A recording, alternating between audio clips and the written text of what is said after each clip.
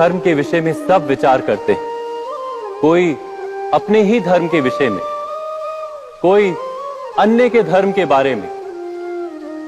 किसी के अधर्म को लेकर चर्चाएं होती ही रहती हैं। कोई भी ऐसा नहीं है जो धर्म के विषय पर विचार ना करता हो। किंतु वास्तव में धर्म है क्या?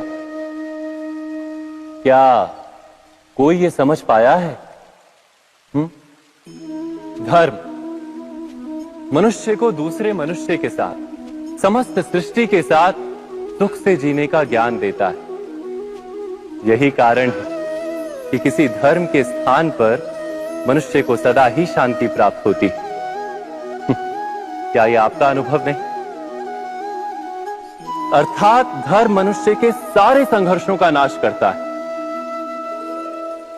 पर यह किस प्रकार संभव है कि किसी मनुष्य को किसी अन्य के साथ कोई संघर्ष ना हो?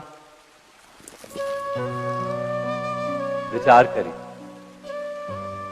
जहां प्रेम होता है क्या वहां संघर्ष भी होता है?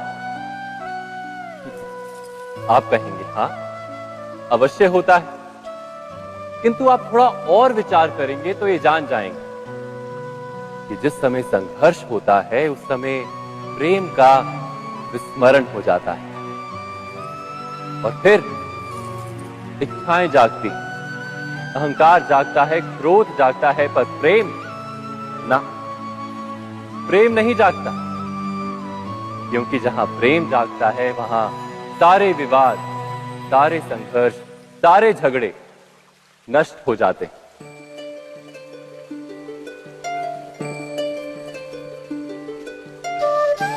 यदि ऐसा ही प्रेम सारे विश्व के लिए जागे तो केवल मनुष्य नहीं, पशु पक्षी के लिए, घास के तिनके के लिए भी यदि हृदय में प्रेम हो तो क्या कोई क्रोध का कारण रह जाता है?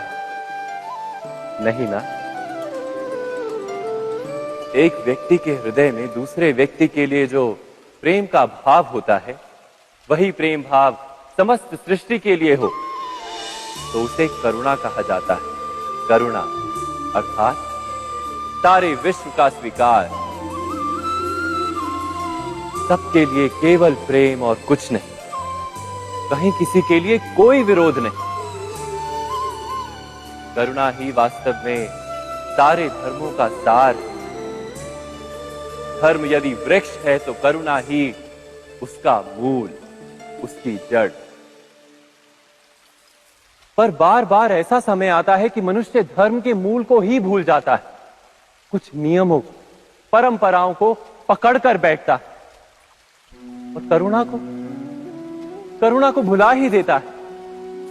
और ये जगत भर जाता है संघर्षों से, ईर्ष्याओं से, शोषण से, क्रोध से, बैर से, अर्थात अधर्म से।